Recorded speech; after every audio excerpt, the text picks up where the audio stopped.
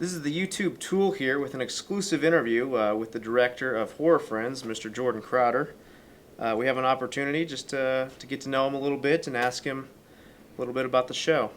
Now, when you guys went on VH1 and had your reunion special, and Freddie wasn't there, do you care to comment on exactly what was going on?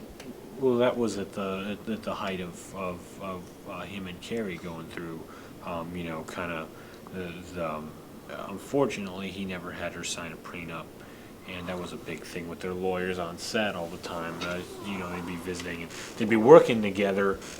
She'd show up on the set from time to time, and the lawyers would be there, and it was getting in the way of doing business. He went through that thing, and he kind of became a little bit of a hermit for a while.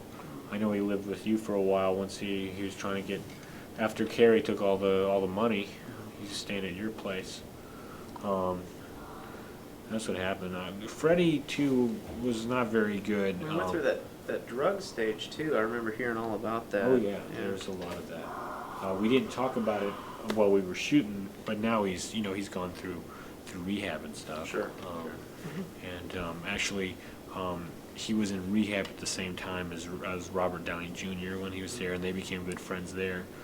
And he's actually the one who encouraged him, apparently, to start writing and work on his own, on new kind of, endeavors in film and television and that kind of thing. And so, that's what he was up to at the time. I know that he had a lot of trouble with wardrobe people. He was always cutting up his costumes, so eventually they just had to have him just. They had to use Velcro on the sides of his sweater, so at the end of the day he could just rip it off, or one of us could just rip it off and it came right off. He didn't have to pull it over his head or try and. So that helped. That's it. I mean, that's one of those things you don't really think about. Yeah, it's a professional job for somebody to pay attention to that stuff and fix those problems. So I know there were numerous humorous anecdotes about when Jason actually killed the Harlem Globetrotters when they came on for the guest episode. Yeah, that was messy, but it was it was one for the scrapbook, that's for sure.